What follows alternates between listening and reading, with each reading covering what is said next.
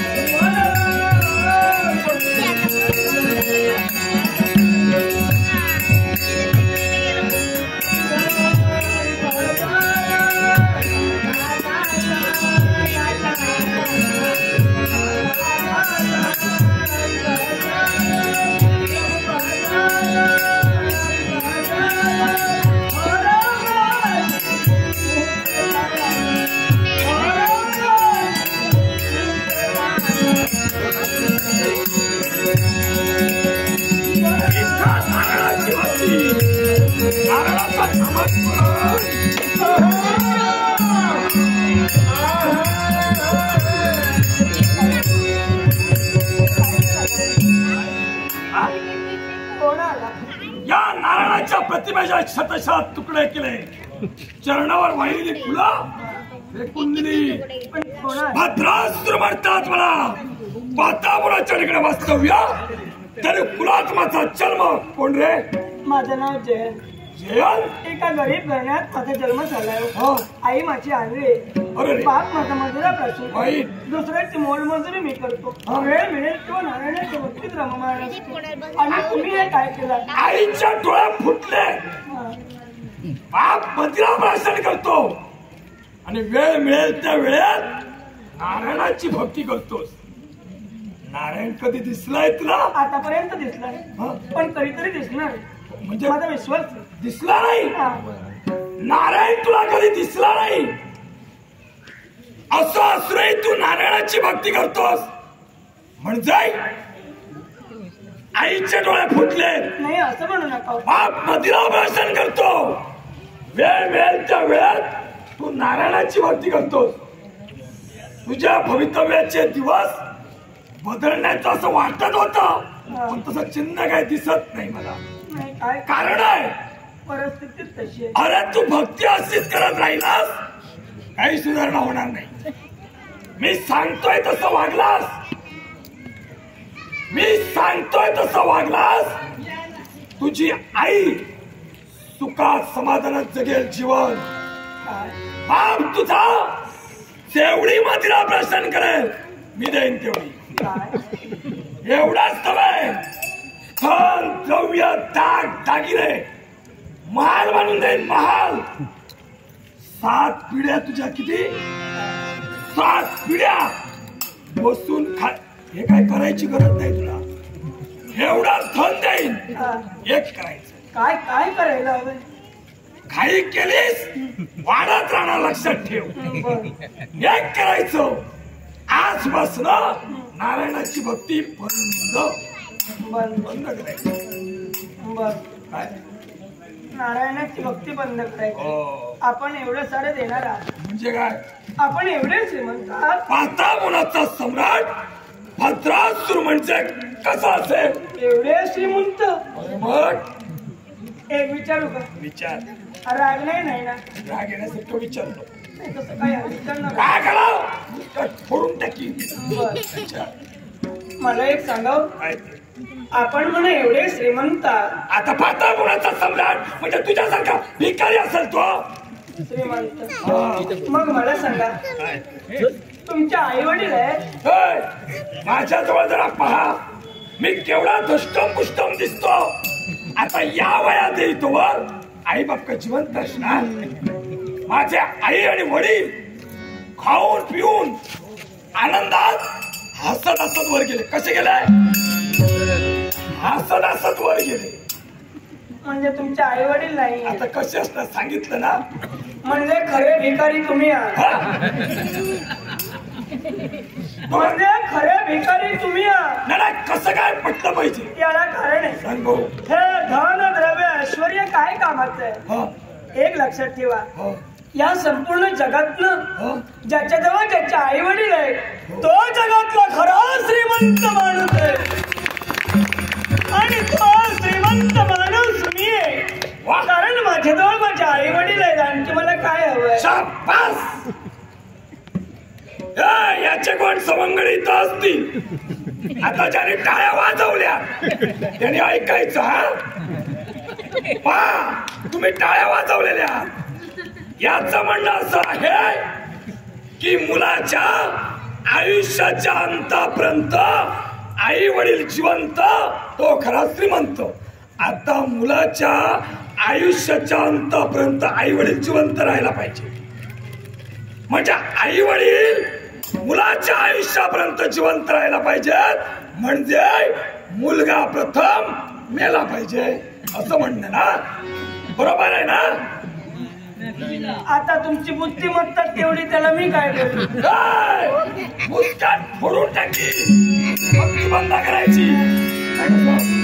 भक्ती बंद करायची.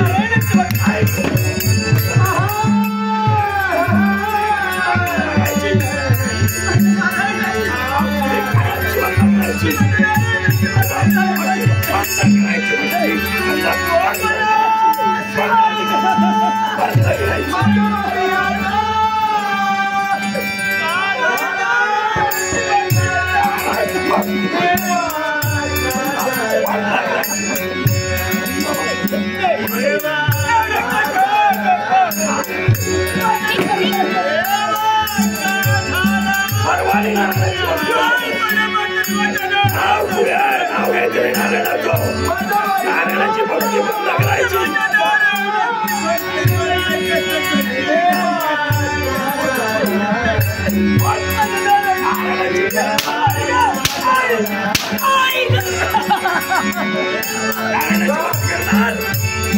बंद करायची नारायणाची.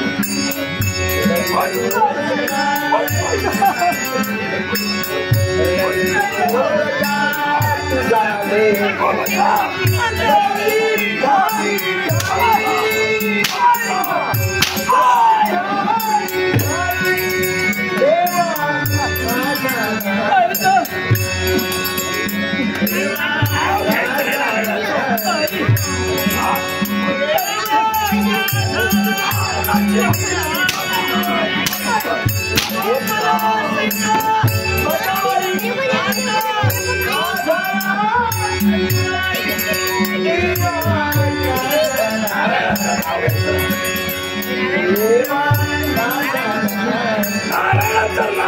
काय करायचं पाहिलं का नारायणाची भक्ती केल्यामुळं काय होतं पाहिला पहिली गोष्ट सर्वांनी ऐका नारायणाची भक्ती केल्यामुळं आईचे डोळे फुटतात नारायणाची भक्ती केल्यामुळं स्वतःच्या आईचे डोळे फुटतात दुसरी गोष्ट नारायणाची भक्ती केल्यामुळं बाप मदिरा प्रसन्न करतो भक्ती करणार नाही आता कसं झालं भक्ती करायची नाही ना तिसरी लाभदायक गोष्ट आहे तिसरी लाभदायक गोष्ट आजपर्यंत जो नारायणाची भक्ती करत आला ना त्याला दुःख कष्ट करावे लागतात आणि आनंदाची गोष्ट म्हणजे नारायणाची भक्ती केल्यामुळं अशी चांबडी फुटते पाहिलं ना नारायणाची भक्ती करणार नाही करणार आता कसं झालं वैष्णव सरोवराच्या ठिकाणी नारायणाची भक्ती होते काय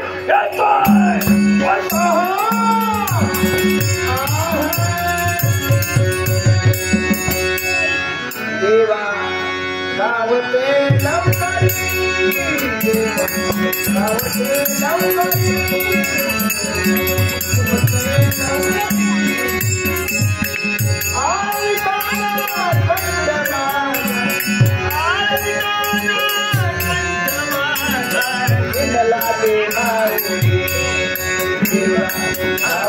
लवकरी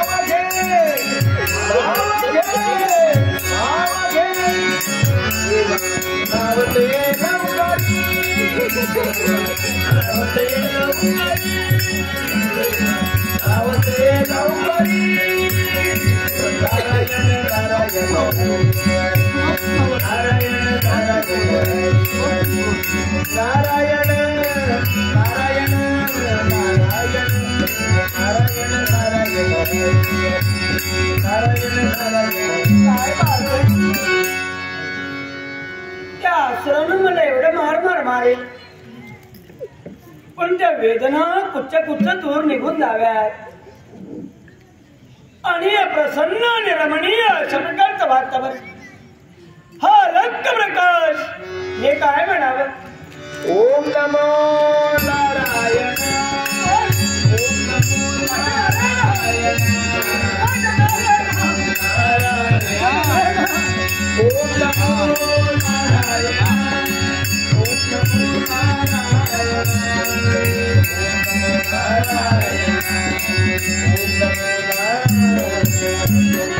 अरे शुद्ध भाव ज्याचा झाला दूर नाही देव त्याला भक्तीचा हलिलीन चरणावर भाव अर्पुनी जोडिले तू दोन्ही कर शुद्ध मनाने भजला तू नर म्हणून धावला सर्वेश्वर हा हे स्वप्न म्हणावं की सत्य मूर्तिमंत सत्य हे सत्य भक्तराज मी तुझ्यावर सुप्रसन्न आहे माग काय हवं तुला या देवाजवळून मागून घे हा तुझ्या जाऊन काहीतरी मिळावे अपेक्षा मी तुझी भक्ती नाही रे मग नारायण माझी भक्ती स्वार्थी नाहीये माझी भक्ती निस्वार्थी आहे नारायण निस्वार्थी या अक्षराला मला काही नकोय पण जेव्हा वेळ येईल ना तेव्हा नक्कीच तुझ्या जवळ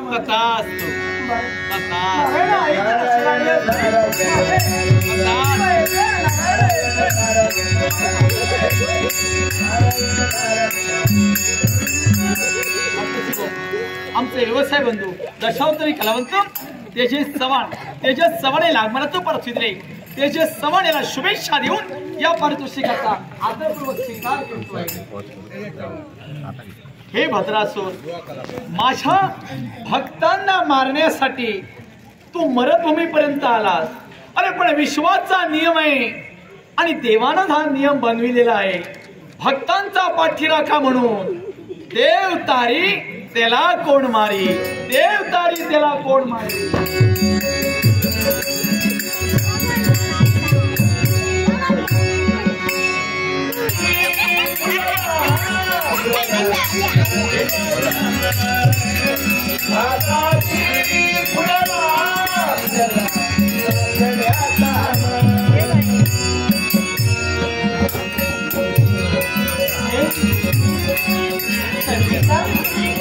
मला तू म्हणालीस लग्नच आणि काय हे विस्तीर्ण असं पसरलेलं वैष्णव सरोवर आणि या वैष्णव सरोवराच्या ठिकाणी तू मला घेऊन आली. हा, हे जे वैष्णव सरोवर दिसतं ना, हा, या सरोवरातील एक रहस्य तुला सांगायचंय म्हणून इथं घेऊन आले. या सरोवरातील रहस्य हा. असं काय बरं? हे बघ, हा. तुझे बाबा एक राजकर्ते. होय ना, या संपूर्ण मालव देशाचे राजे माधवराजे माझे पितृदेवता आणि त्यांचे अमात्य म्हणजे माझे बाबा. राजकर्त्यांना कुष्ठरोग झाला तरी सुद्धा ते राजगादीवर बसून जनतेसाठी न्यायदान करत होते. आणि हेच मुळे जनतेला मान्य नव्हतं. कारण एक कुष्ठरोगी या राज्यात इथं आपल्याला न्याय देतो. जनता भयभीत झाली. अचानक नारद महामुनींचं आगमन झालं आणि राजकर्त्यांना सांगितलं, हा तुझा न्याय जनतेला मान्य नाही. मग राजकर्त्याने निर्णय घेतला, प्रेमानं जर जनतेसाठी मी जगतोय आणि त्याच जनतेला जर मी नकोय तर आपण एकच करायला हवं, आणि ते म्हणजे वानप्रस्थाश्रम. राजकर्ते राज्याचा त्याग करून वानप्रस्थाश्रमाला जायला निघाले आणि त्यांची सेवा करायला माझे बाबा सुद्धा जाणार.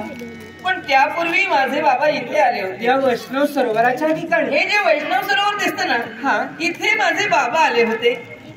त्याचं कारण असं, आमचे पूर्वज विष्णू भक्त, माझ्या बाबाने ही विष्णू भक्तीच केली आणि बालपणापासून मीही विष्णू भक्ती करते. या सगळ्याची पुण्यही माझ्या बाबांजवळ होती. वानप्रस्थाश्रमाला जाण्यापूर्वी माझे बाबा इथं आले आणि वैष्णव भक्तीची सारी पुण्याई या वैष्णव सरोवराच्या पाण्याच्या तळाशी ठेविली आणि ते निघून गेले. म्हणजे तुमच्या पूर्वजांपासून चालत आलेली भक्ती आणि बाबांनी तुझ्या केलेली भक्ती ही सारी पुण्याई या वैष्णव सरोवराच्या तळाशी ठेवली. हा, आणि माझ्या बाबांसमोर वानप्रस्थाश्रमासाठी निघाली. त्यानंतर बऱ्याच वेळा मी इथे येत राहिले. एके दिवशी काय झालं माहितीये? काय बरं घडलं? माझं आकाशवाणी झाली. आकाशवाणी झाली आणि वैष्णव सरोवरातून एक वैष्णवास्त्र बाहेर येऊ लागलं आणि ते वैष्णवास्त्र मला प्राप्त झालं. म्हणजे सारी देवाची भक्ती आणि त्याच्या श्रेय म्हणून तू केलेली भक्ती आणि बाबांनी केलेली भक्ती, पूर्वजांनी केलेली भक्ती आणि वैष्णवास्त्र प्राप्त तुला झालं. मला झालं हे सांगायला तुला इथे घेऊन आले. म्हणजे हे रहस्य मला सांगायचं होतं. पण असं जरी असलं तरी आता हे इतर कुणाला कळतं. कुणाला सांगा लवकर आपलं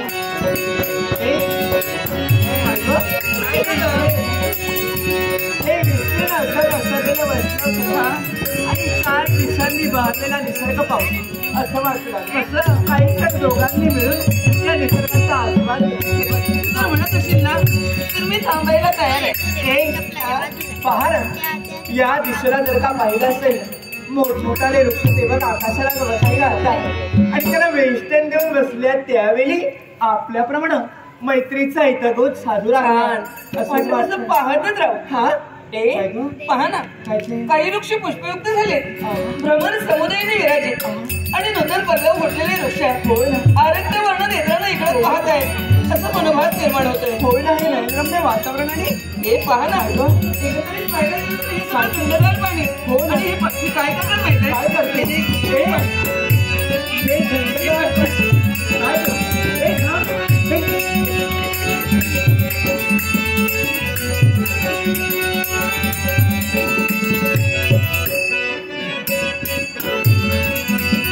एकसारख्या मंद मंद वाऱ्याच्या अंगाला स्पर्शून लावला आणि या रमणीय वातावरणात एकच वाटू लागलं. हे नुसतं शब्दात वर्णन करण्यापेक्षा काव्यमय रचलेलं या निसर्गाच्या साक्षात रम्मान. आणि म्हणून काय पहा, या दिशेतून एकसारखा ऋतुराज जवळ जवळ आल्याचा भास होता आणि एकच वाटू काय एकच वाटू लागलं. ऋतुराज जवळ आला या वनाच्या ठिकाणी. ऋतुराज जवळ आला ऋतुराज आगमन आला, ऋतुराज आगमन आला, ऋतुराज आगमन आला, ऋतुराज आगमन आला, ऋतुराज आगमन आला. मनांचा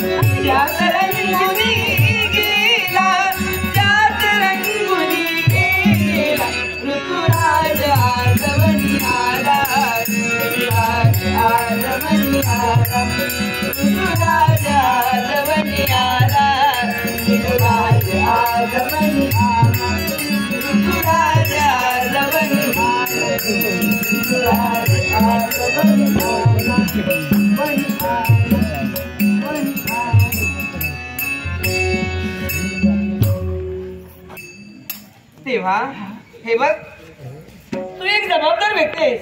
राजकन्या जरी असली तरी न्याय सिंहासनावर बसून जनतेला न्याय देतेस. आणि जनतेसाठी आतापर्यंत परकीयांचं आक्रमण झालं असताना सदैव वीरांगना संचिता म्हणून तो संघर्ष तर मी करतच राहील. पण असं जरी असलं तरी आपल्याला जायला हवं.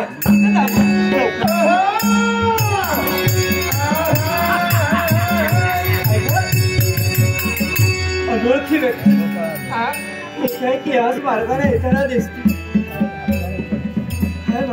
भयानक आहे, खूप भयानक.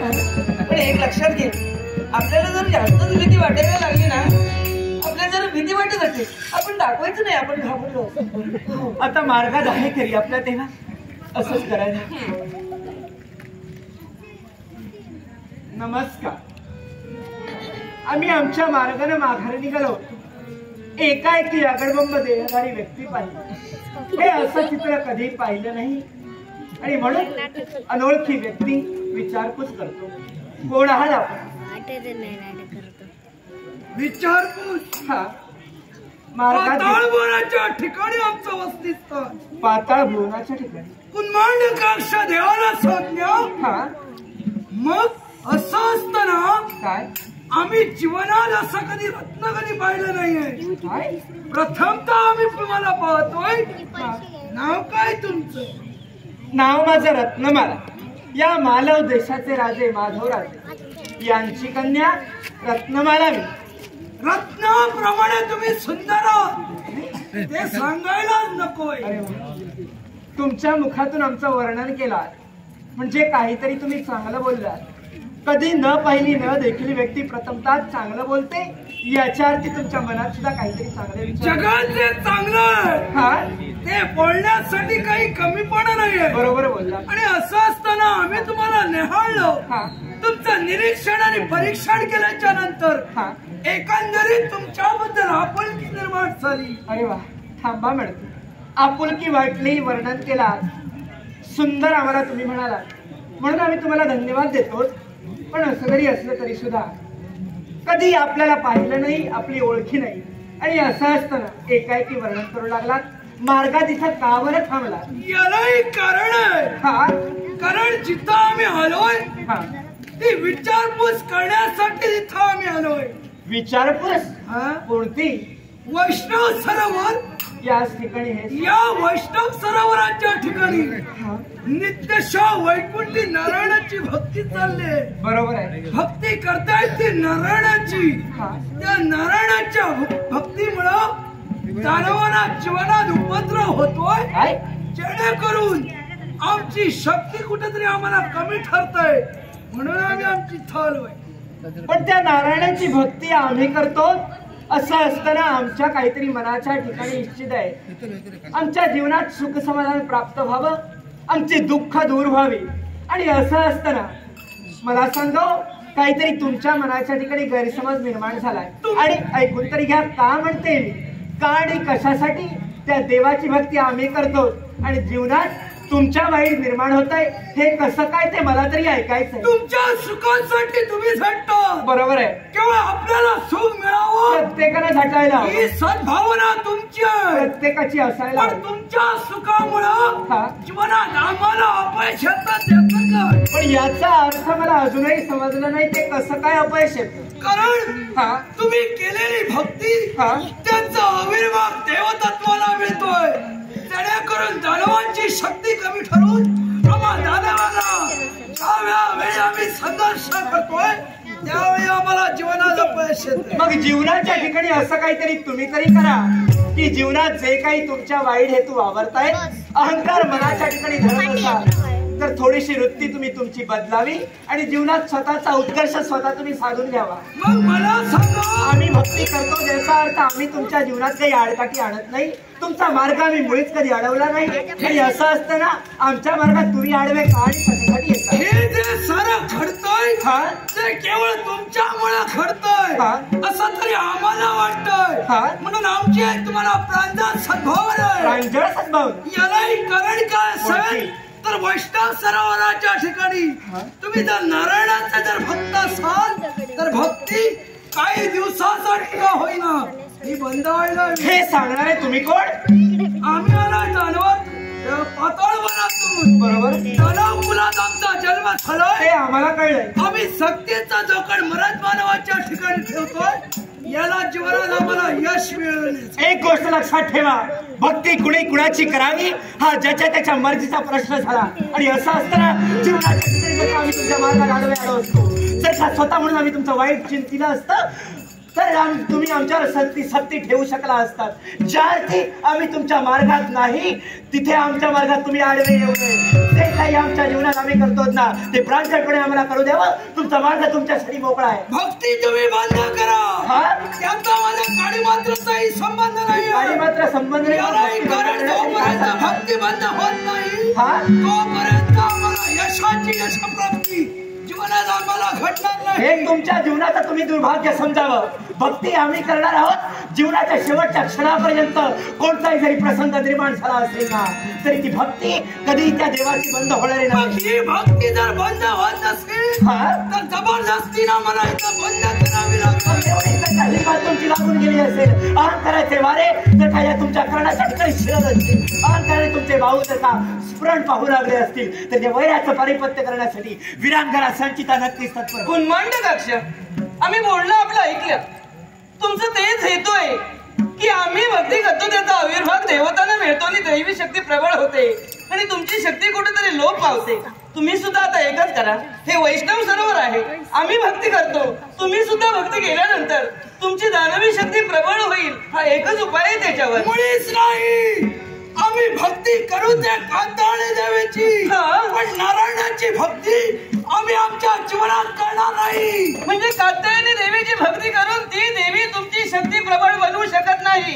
आजपर्यंत जर अपयश येतं तर अशा देवीची भक्ती करतात का तुम्ही? किती काही झालं तरी जीवनात अपयश आलं तरी चालेल, पण जोपर्यंत कात्यायनी देवी आमच्या समोर आहे तोपर्यंत कात्यायनी देवीची मग कात्यायनी देवीला तिथे ठेवून अशी फिरायची वेळ तुम्हाला येते. म्हणून तुम्ही म्हणते नारायणाची भक्ती श्रेष्ठ आहे. आजपर्यंत आम्ही नारायणाची भक्ती करतोय. अधर्मी अत्याचारी दुराचारी पापी भाव पडण्यासाठी डाव तुझा डाव तुझा कुटील भाव कळला, तुझा तुझा डाव तुझा कुटील भाव कळला मला. नमवी नवी पायी तुझी नमवी नवी नमवी नवी नमवी नवी पायी तुझी लोळवीन पाया लोळवीन पाया डाव तुझा कुटील भाव कळला मला. असा हा डाव तुझा कुटील भाव कळला, तुझा तुझा डाव तुझा कुटील भाव कळला मला. फुल पडे तव मनात फुल पडे फुल पडे फुल पडे तव मनात बघुनी बाह्य रंगरूप बघुनी बाह्य रंगरूप डाव तुझा कुटील भाव कळला मला. असा हा डाव तुझा कुटील भाव कळला, तुझा तुझा डाव तुझा कुटील भाव कळला कळला. तुझ्या केलेल्या वचनाची गंमतीला आहे.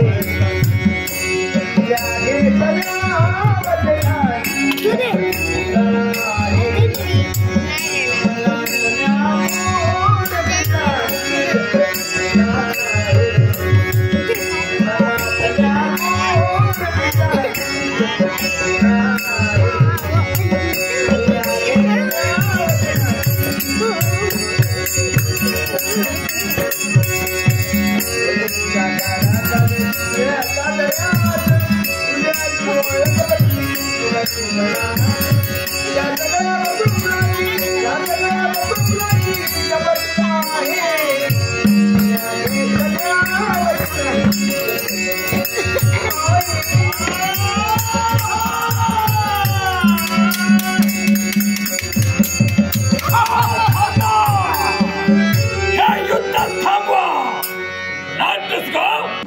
दोघांचा संघर्ष चालू असताना एक कुणीतरी तिसरी व्यक्ती येते आणि व्यत्यय आणणे याचा अर्थ भद्रासुर. पण हे अशोभनीय नाही का? पाताळाच्या ठिकाणी आमचं वास्तव्य, तर कुलात आमचा जन्म. तुमचं युद्ध थांबलं याला कारण काय असेल? हा माझा जीवलग मित्र आहे. याचं आणि तुमचं युद्ध चालू होतं. हे युद्ध मी माझ्या मित्रासाठी थांबविलं. मित्रासाठी थांबेला म्हणजे आमच्या दोघांचा संघर्ष चालू असताना तुमच्या मनात भीती निर्माण झाली. आपण जर योग्य वेळी गेलो नाही तर आपला मित्र निश्चितच मरेल असंच वाटलं ना तुम्हाला? आणि मी जिवंत असतेवेळी माझ्या मित्राचा सेवा कुणीच करू शकत नाही. आणि म्हणून मी तुम्हाला सांगते, काय ते? हा तुमचा मित्र आहे, जीवाभावाचा. हा जीवाभावाचा मित्र आहे. होय. हा जर तुमचा जीव आहे ना तर तुमच्या जीवाला असं वाऱ्यावर सोडू नका. सवय व्हायला पाहिजे. सवय करण्याची जागा ही नव्हे.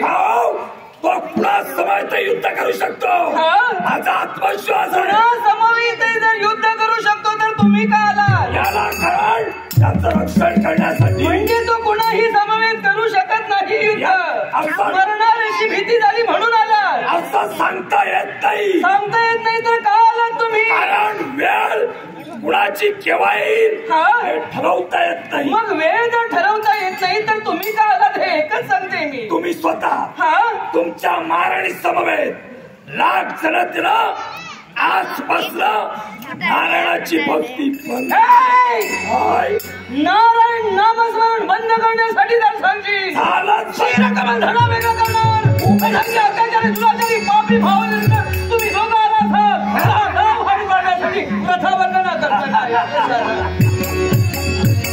प्रथा वंदना करताना पापी आकांक्षानं येते पापी आकांक्षा पापी आकांक्षा पापी आकांक्षानं येते फळाला प्रथा वंदना करताना प्रथा वंदना करताना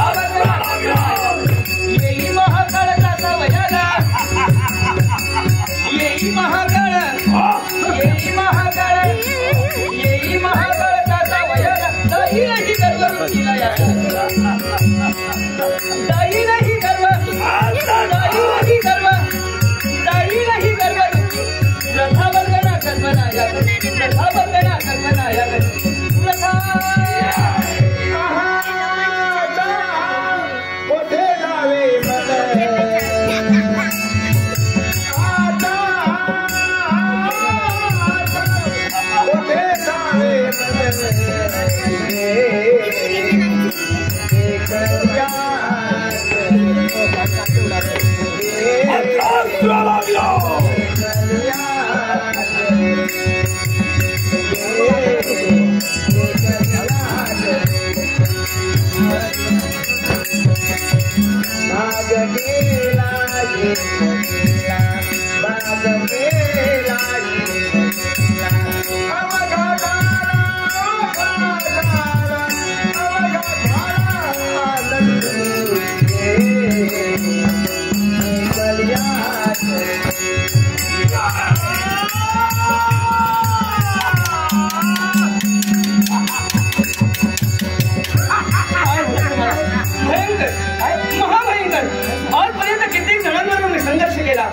दानवांबरोबर सुद्धा संघर्ष केला पण हे काहीतरी भयंकर आहे हा जो दानव आहे त्याच्या भोवती एक वेगळंच वलय आहे हे वलय मी भेदू शकत नाही राज्याने आपलं रक्षण व्हायला हवं शेवटचा प्रतिकार मला करायला हवा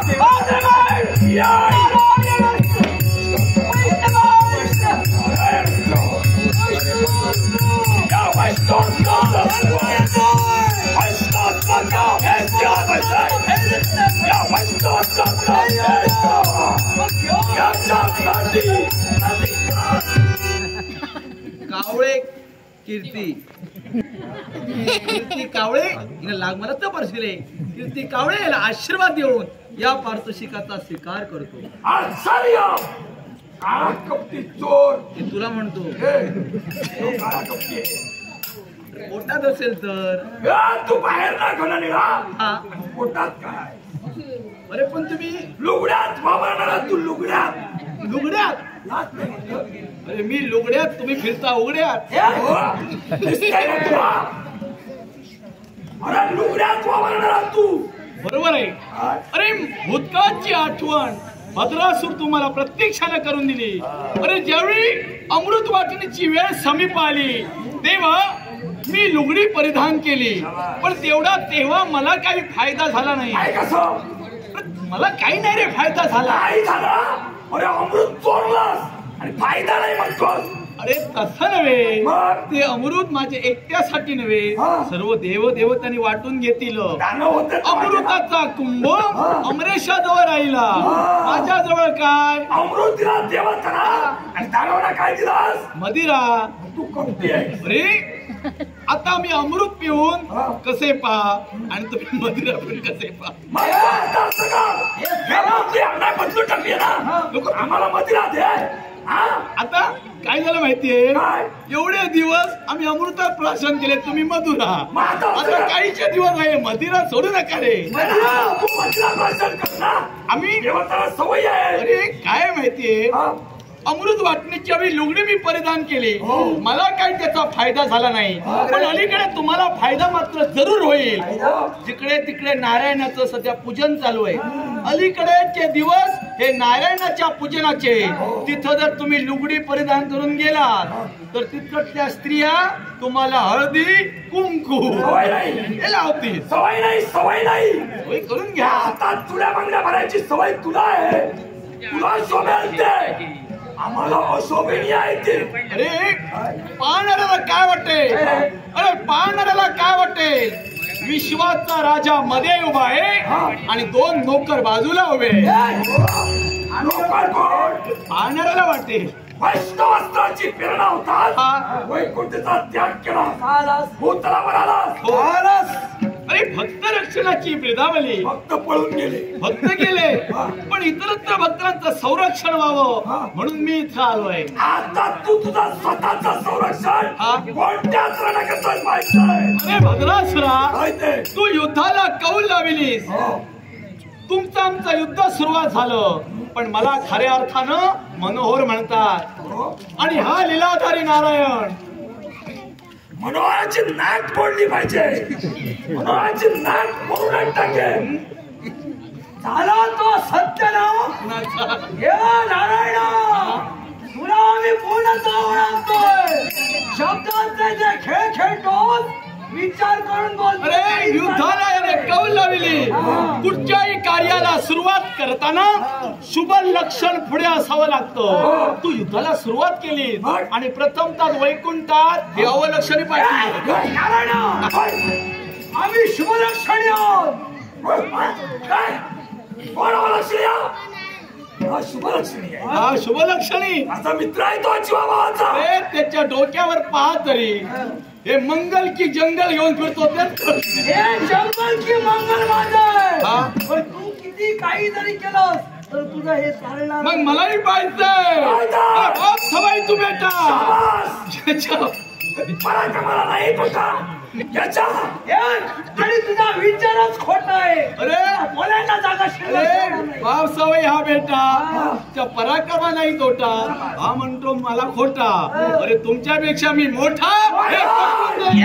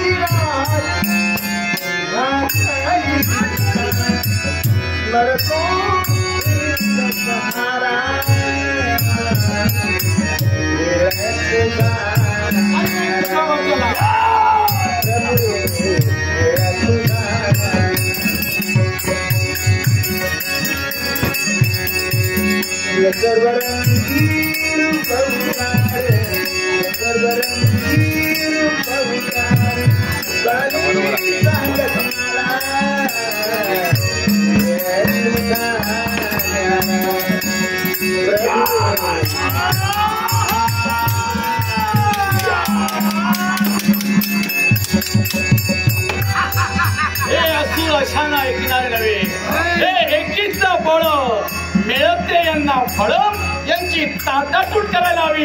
यांची दिशा बदलण्यासाठी ओम ब्रह्मणे ब्रह्मस्वरूपाय नमः. ओम ब्रह्मणे ब्रह्मस्वरूपाय नमः. मला मोठं चक्रीवादळ यांच्या दिशेला सोडावं.